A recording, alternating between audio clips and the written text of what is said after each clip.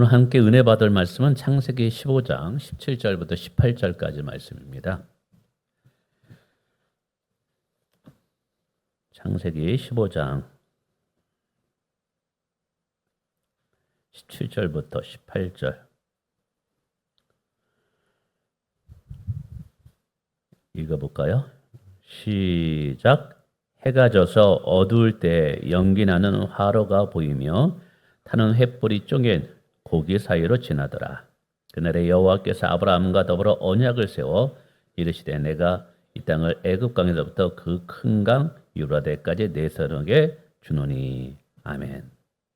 우리 옆에 분과 인사하겠습니다. 즐거운 명절 되시길 바랍니다. 즐거운 명절 되시길 바랍니다. 이 명절이 다가왔어요. 그 명절 때마다 늘 우리 성도분들에게 못이 박히도록 가슴에 새겨두고 싶은 말씀이 늘 있습니다. 그것은 제 인생에 너무 중요한 가치이고 하나님이 제게 레마의 말씀으로 주신 언약입니다. 우리 인생의 참복은 하나님으로부터 주어진다는 사실을 기억하라는 거예요. 다른 것이 복이 아니라 하나님이 복이라는 거예요. 할렐루야. 그래서 우리는 하나님을 가까이 할 때 복을 얻어요. 하나님만을 의지하고 섬길 때 복을 얻을 수 있어요. 예수님만을 나의 구원자로 삼고 하나님과 동행하는 삶, 이것이 우리 인생의 복임을 알아야 돼요. 하나님은 하나님을 의지하는 자, 또 신뢰하는 자, 그리고 정말 하나님을 붙잡는 자를 실망시키지 않습니다. 성경에 보면 정말 하나님을 소망으로 삼은 자들은 결국에 가서는 하나님의 큰 은혜를 받는 인생이 되게 됩니다. 우리 인생은 전반전보다 정말 후반전이 더 나아야 돼요. 그것은 하나님의 손에 달려있는 것입니다. 인간은 진화론에서 주장되는 것처럼 이 땅에 우연히 존재하는 그런 존재물이 아닙니다. 우리는 창조주 하나님에 의해 특별한 섭리 가운데 창조된 존재들입니다. 그래서 우리 한 사람 한 사람은 모두가 특별하고 의미가 있는 소중한 존재들인 거예요. 근데 인간은 죄로 인해서 이것을 잊어버렸어요.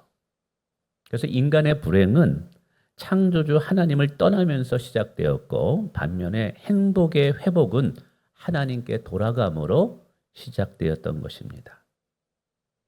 그래서 우리가 신앙생활할 때 기억해야 될 것, 오해하시면 안 되는 것이 있습니다. 신앙생활은 단순히 영적 취미생활이 아니라는 거예요.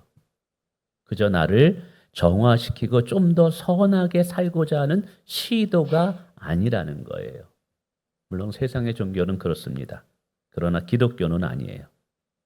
기독교인들에게 있어서 신앙생활은 참 생명이신 하나님의 아들 예수를 믿어 영원한 생명을 얻는 것이고 그 후에 나를 창조하시고 나를 구원하신 하나님과 매 순간 동행하며 삶을 살아가는 것, 이게 신앙생활이에요.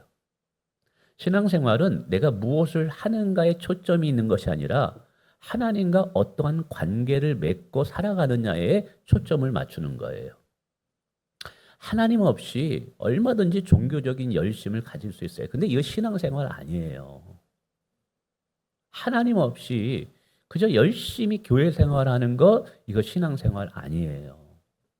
참 신앙생활은요, 하나님과의 관계입니다. 비록 우리의 육체는 이 땅에 묶여 있지만 우리의 영혼은 결국 우리에게 주어질 천국의 영원한 삶을 소망하며 살아가는 것, 이게 기독교인이에요. 이것을 아는 성도들은 그 영원한 나라를 위해서 이 땅에서 감히 복음과 함께 고난받는 것도 마다하지 않는 인생을 살아갑니다. 성도 여러분, 단순히 이 땅에서 잘 먹고 잘 입고 잘 누리며 살기 위해서 하나님을 찾으면 반드시 실망할 때가 옵니다. 그렇게 생각하면 내가 생각하는 하나님과 정반대의 하나님을 만나게 됩니다. 우리 하나님은 세상에 사람들이 만들어낸 신과 달라요. 단순히 이 땅에서 아무런 어려움 없는 번성과 번영을 보장하지 않아요. 종교적 열심이 내 자녀들의 미래를 보장하지 않아요. 종교적 열심이 내 사업이 어려움 없이 자동적으로 잘 풀린다라는 것도 보장하지 않아요.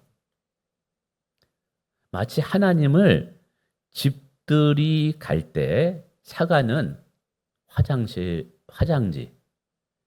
잘 풀리네. 이 화장지와 같은 그런 분으로 생각하면 안 돼요. 그러면 어떤 분은 물으실 것입니다. 그러면 도대체 하나님을 섬기는 유익이 뭔가요?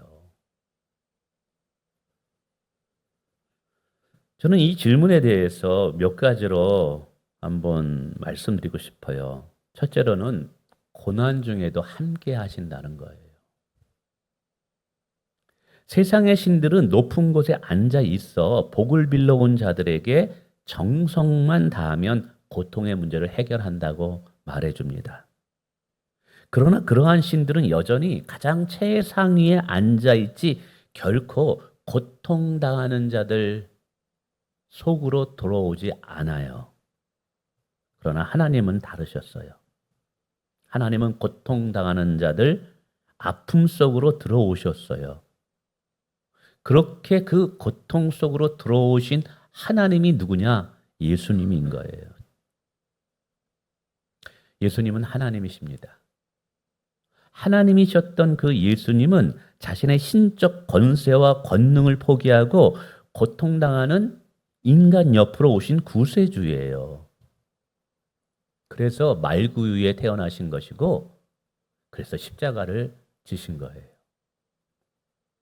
인간들은 고난의 때에 함께 해주기보다는 고난을 없애주면 좋겠다라고 생각해요. 함께 하는 것이 무슨 의미가 있어? 나는 이 문제가 빨리 해결되고 이 어려움이 빨리 해결되는 게 더 중요한데. 그래서 함께 있기보다는 하나님 이 문제를 빨리 해결해 주세요라고 간구하죠. 사람들의 눈에는 맞아요. 근데 이것은 고난의 비밀을 모르는 자들의 생각입니다. 고난은 우리의 삶에 버거운 고통을 주지만 반면에 겸손케 하고 성숙시키는 영적 재료가 된다라는 것이죠. 고난을 통해서 인내를 거치지 않는 그리스도인들은 성숙한 그리스도인으로 성장하기 너무 어려워요. 하나님께서 우리를 향한 초점은 문제를 해결해 주는 것이 아니라 우리를 성숙한 그리스도인으로 만드는 것에 초점이 있다는 사실이에요.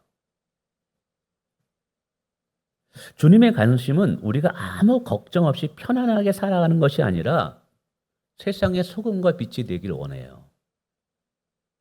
근데 이러한 삶은 자기 희생과 자기 부인이 반드시 필요합니다. 자기 희생과 나를 십자가에 못 박는 이 부인하는 이 삶은 어디서 배울 수 있을까요? 고난의 학교에서 인내를 통해서 배우는 거예요. 하나님은 고난을 없애는 분이 아니라 고난 속에서 나를 다듬어 가시는 분이라는 것이죠. 고난 속에서 하나님이 쓰시는 좋은 사람으로 나를 조련해 가는 분이에요. 그러면 나를 괴롭히는 이 시련과 이 고난과 문제는 어떻게 될까요? 내가 하나님 앞에 준비되기만 하면 하나님께서 자연스럽게 바람에 밀려가는 구름과 같이 어느 순간인가 사라지게 하는 것을 보게 될 것입니다. 그러면서 우리에게 결국 남는 것은 정금과 같은 믿음이 남게 된다는 사실이에요.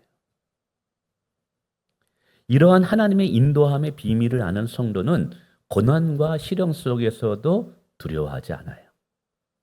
오히려 이 고난과 시련 속에서 모든 것을 하나님께 맡기는 훈련을 하게 됩니다.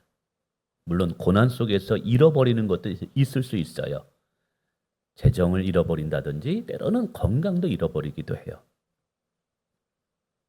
그러나 그때 깨달아요.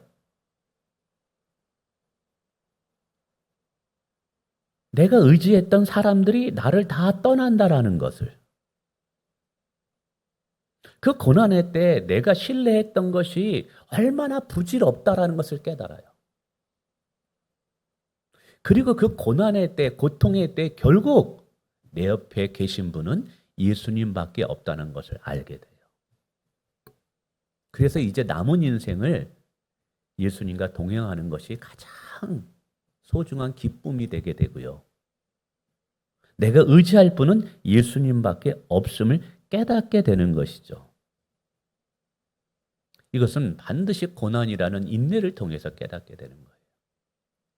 어쨌든 이 고난 속에서도 결코 나를 떠나지 않는 하나님, 여러분 이것이 정말 믿는 사람들에게 축복이라는 사실을 기억하시길 바랍니다. 두 번째는 나의 연약함에도 하나님은 실망하지 않는다는 사실을 기억했으면 좋겠어요. 사람은 자신을 완벽하게 포장하길 원합니다. 그래서 겉모습을 치장합니다.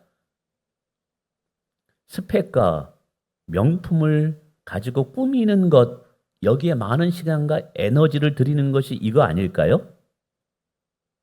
왜 이렇게 외모에 꾸미기에 신경을 쓸까요? 더 큰 성공을 위해서일까요? 더 큰 자기 만족을 위해서일까요? 저는 아니라고 생각해요.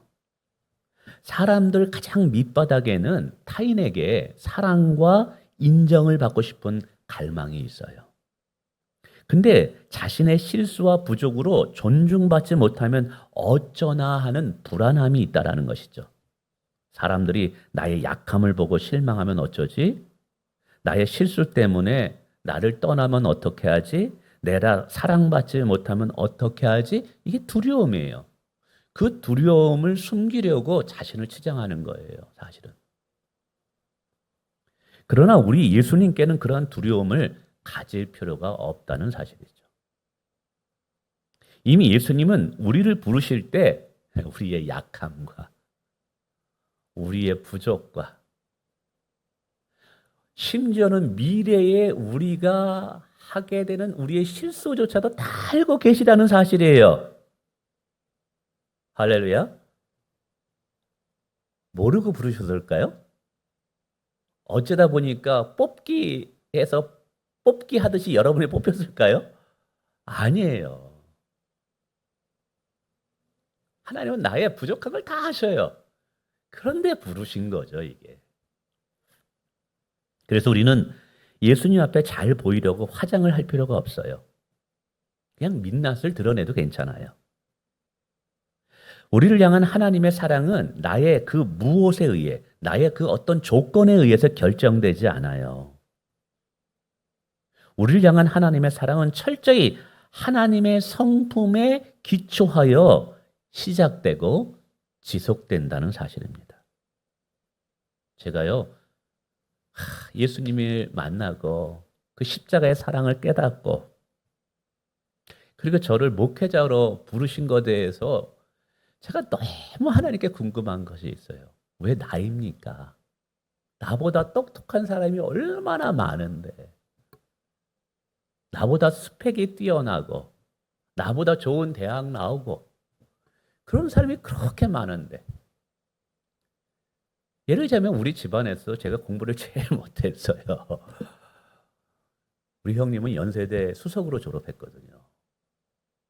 근데 그런 사람을 부르는 게 아니라 왜 나 같은 자를 부르셨을까? 그래서 질문을 했어요. 하나님, 왜 이토록 나를 사랑하죠? 나를 사랑하는 이유가 뭐 때문이에요? 나를 쓰시는 이유가 뭐 때문이에요? 잘난 것도 없고 배우지도 못했고 여전히 가시 같은 민성숙함이 내게 있는데. 근데 하나님은 이렇게 말씀하시더라고요. 나의 사랑이 너를 불렀다라는 거예요. 나의 사랑이 너를 불렀다. 나는 사랑의 하나님이기 때문이라는 거예요. 근데 처음에는 이 말의 의미가 정확하게 내게 가슴으로 다가오지 않았어요. 근데 말씀을 묵상하는 중에 이것이 내게 얼마나 큰 은혜가 되는지를 알게 되었어요. 여러분, 하나님은 사랑이기 때문에 여러분을 사랑하는 거예요. 여러분의 어떤 조건과 형편이 되기 때문에 봉사 잘할 것 같으니까, 어? 기도 열심히 할 것 같으니까 사랑하기로 한 게 아니라는 거예요. 이 말씀의 의미는 사랑받을 조건 때문에 나를 사랑하는 것이 아니라 하나님의 사랑의 성품 때문에 나를 사랑한다는 말이에요. 이걸 거꾸로 말하면 잘 들어보세요. 나의 부족이나 실수 때문에 나를 향한 하나님의 사랑이 멈추는 일은 없을 거라는 말이에요.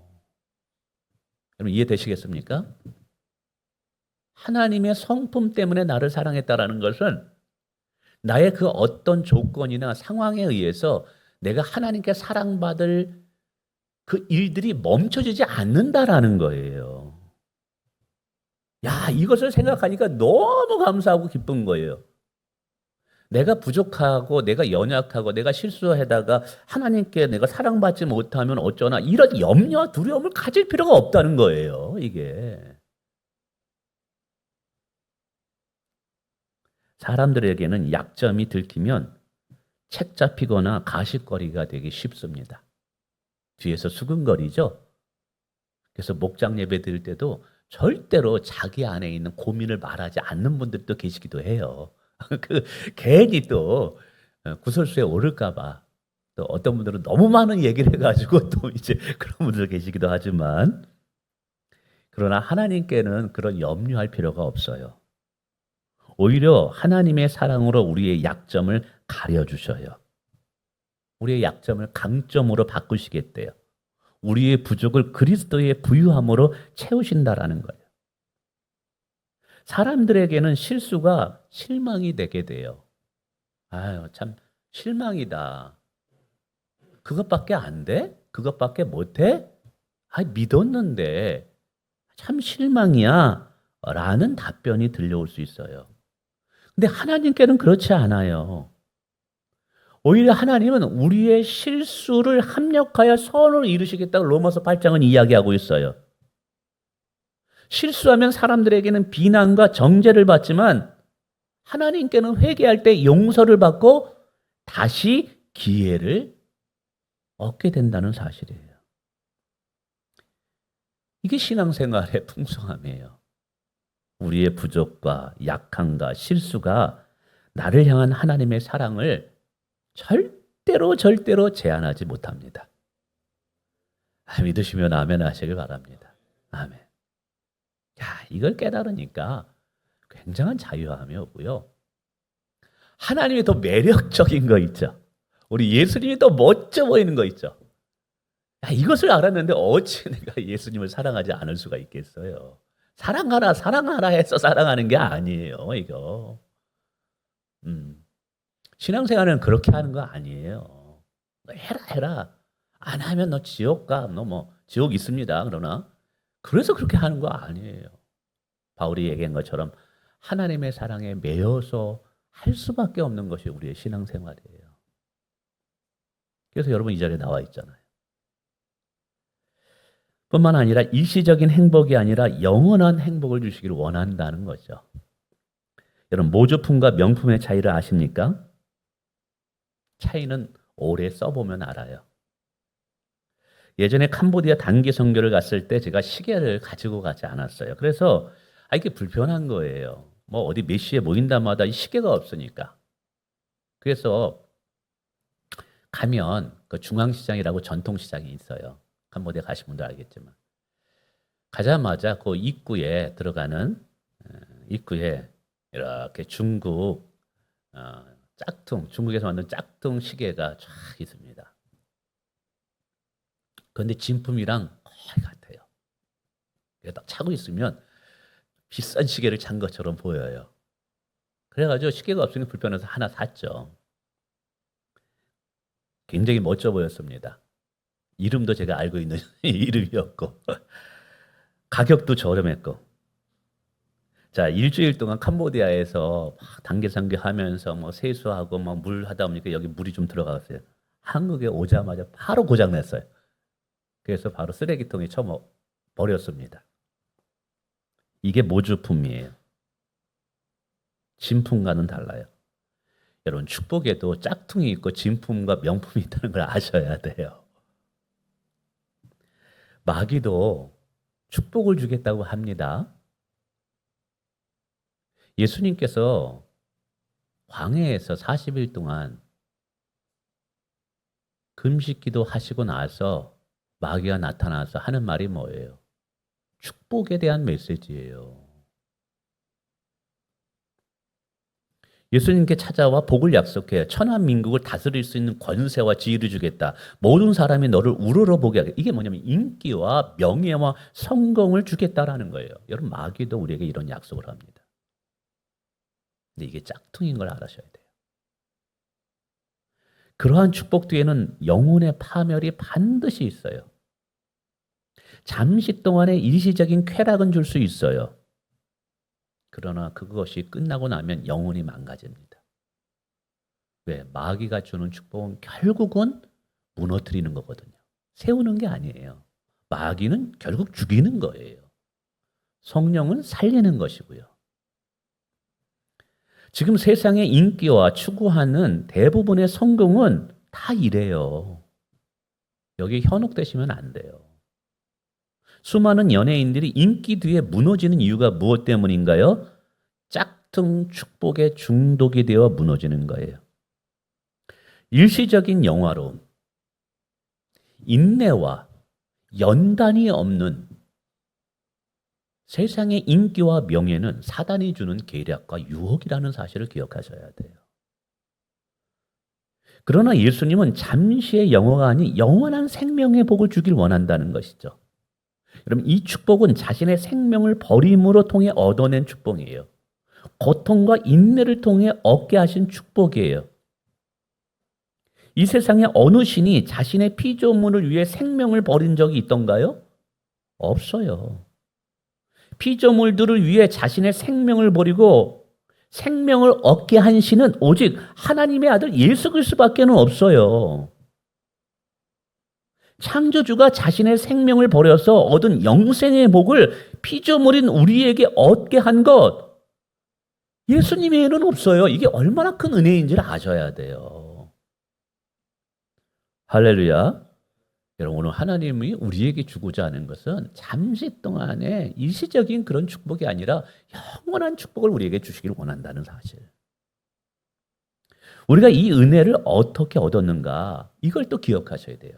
예수 그리스도의 낮아짐 때문에, 그분의 십자가의 죽으심 때문에, 그리고 부활하셔서 하나님 보좌 우편에서 여전히 우리를 위해서 중보기도하는 그 기도 때문에 오늘 우리가 이 축복을 누리게 되었다는 사실을 아셔야 돼요. 오늘 본문의 창세기 15장으로 잠시 돌아오면 하나님께서 아브라함과 축복하며 언약을 맺으시는 장면이 나옵니다. 이 장면을 통해서, 이 언약을 통해 하나님은 아브라함의 하나님이 되고 아브라함은 하나님의 백성이 됩니다. 그러면서 이제 쌍방의 의무가 생깁니다. 언약은요, 반드시 쌍방의 의무가 생겨져요.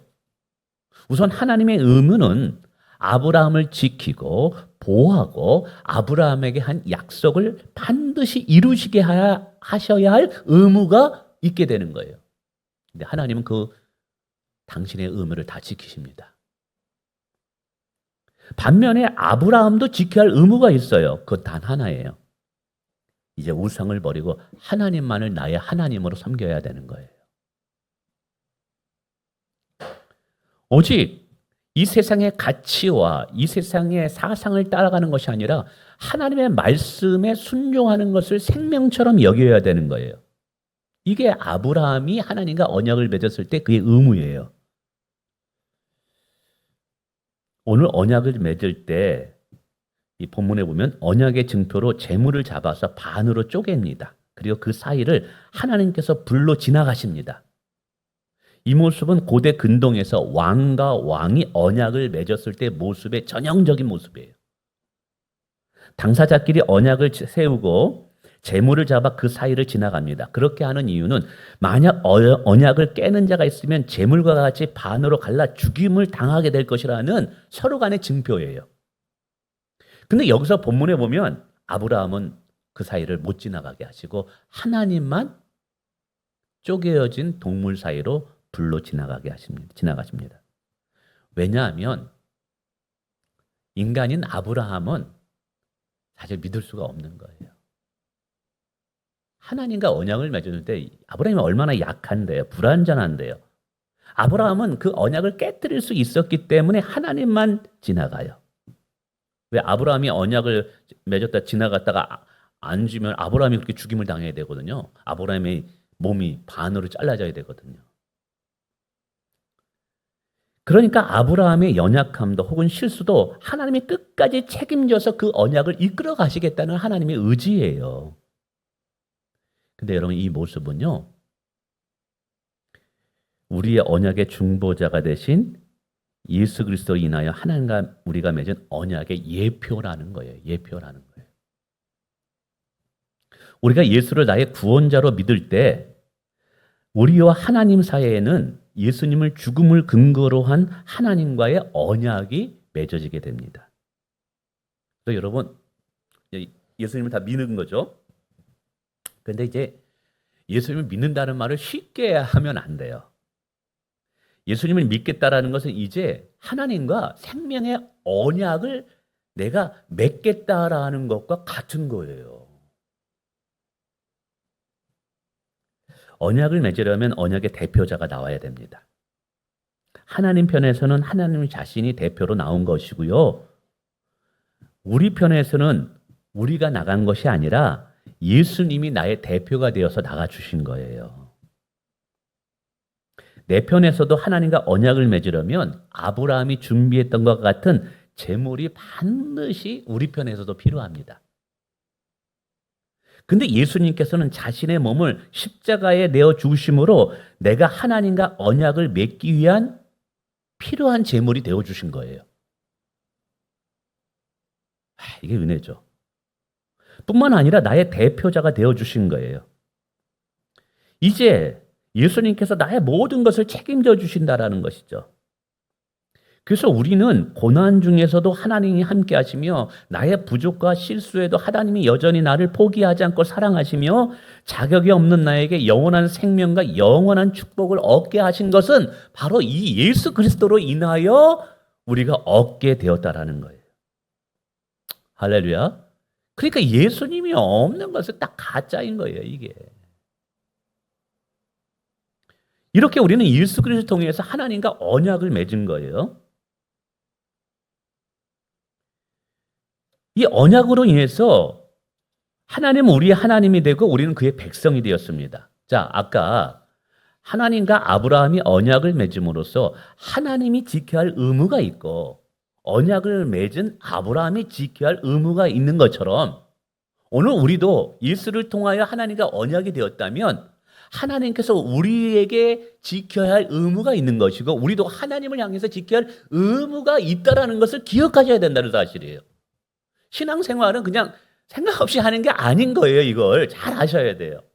신앙생활은 하나님과 언약인 거예요. 우리를 향한 하나님의 의무가 뭘까요? 아브라함을 지키고 보호하고 아브라함에게 한 약속을 다 완성하신 것처럼 오늘 우리를 지키고 보호하고 인도하고 우리의 삶을 책임져 주시는 일은 하나님이 하셔야 할 일인 거예요. 할렐루야. 그렇다면 오늘 우리가 해야 될 일이 뭘까요? 그것은 하나님을 우리 하나님으로 인정하고 섬기는 일이에요. 우리가 언약을 맺었어요. 예수를 통하여서. 그럼 우리가 지켜야 할 순종은 뭐냐면 이제는 세상의 그 어떤 신 앞에서도 절하지 말고 오직 하나님만을 예배하고 하나님을 복의 근원으로 삼아야 하는 것. 하나님의 말씀을 생명처럼 여겨야 되는 것. 바로 이게 하나님과 언약을 맺은 우리들이 해야 할 일들이라는 거예요. 이게. 그리고 하나님과 동행함을 가장 기쁨으로 여겨야 돼요. 하나님 자신이 복인 거예요. 할렐루야. 그럼 하나님과 동행하는 자체가 복이 내게 있는 거예요. 근데 여러분 하나님과 동행하는데 방해하는 참 중요한 두 가지 것들이 있는 것 같아요. 여러 가지가 있지만 하나는 뭐냐면 죄예요, 죄. 죄는 하나님과 동행하는데 절대적으로 독소입니다. 여러분, 죄를 지으면 반드시 심판을 받습니다. 죄를 지으면 우리의 가정과 영혼이 파괴됩니다. 목사님도 목회 잘하다가 이 죄를 져가지고요, 목회가 다 망가지고 자녀들이 상처를 받는 일이 지금 얼마나 많은지 몰라요. 교계 지도자들 가운데서도. 물론 죄가 우리에게 정말 아픔과 상처를 주고 고통을 주기 때문에 죄를 멀리하기도 해야 되지만 근본적인 이유는 그게 아니라 하나님과 동행하는데 하나님을 얻는데 가장 방해가 되는 것이 죄이기 때문에 죄가 있다면 철저히 회개하는 것이 우리 가운데 필요하다는 사실이에요. 할렐루야. 여러분, 죄를 회개하라고 얘기합니다. 죄가 있으면 회개하세요. 그래야지만 기도 응답을 받습니다. 복을 받습니다. 맞아요.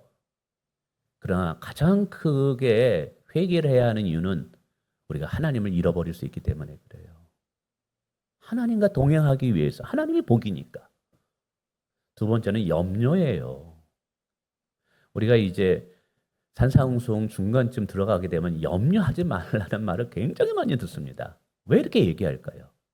염려는 내 마음에 하나님이 차지할 공간을 세상의 것들이 결국 차지해서 마음을 빼앗아가기 때문에 그래요. 생활의 염려가 우리를 영적으로 깨어있지 못하게 한대요. 죄가 있다면 회개해야 되고요. 염려가 있다면 맡겨야 돼요, 여러분. 할렐루야. 맡기셔요. 우리 하나님은 충분히 하나님께 맡기는 자들의 삶을 신실하게 인도하셔요. 맡기시길 바랍니다. 자녀 문제, 가정 문제, 하나님을 신뢰하고 하나님께 맡기시길 바랍니다. 여러분, 기억해 주세요. 은혜는 거저 얻었지만 그 은혜를 가꾸어 가는 것은 거듭난 우리의 결단과 의지가 있어야 된다는 사실. 하나님의 은혜는 선물로 받았지만 그 은혜를 잘 가꾸어 가기 위해서는 내가 하나님의 말씀과 성령을 따를 순종이 필요하다는 사실을 기억하시길 바랍니다. 오늘 우리는 예수 그리스도를 통해서 얻은 하나님의 축복을 소중히 여겨야 할 의무가 있다는 사실이에요. 왜 이 말씀을 전했느냐?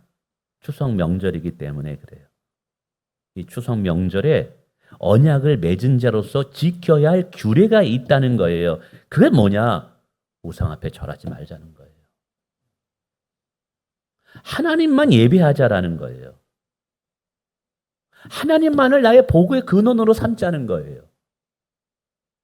나와 내 가정은 오직 여호와 하나님만을 섬기겠다는 결단이 이 명절에 다시 한번 자녀들의 귀에 들려지게 하자는 거예요.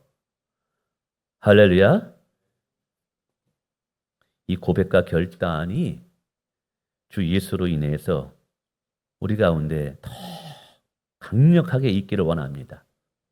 그래서 우리는 하나님 안에서 능히 복이 있는 삶을 더욱더 풍성하게 누리시기를 주님의 이름으로 축원을 드리겠습니다.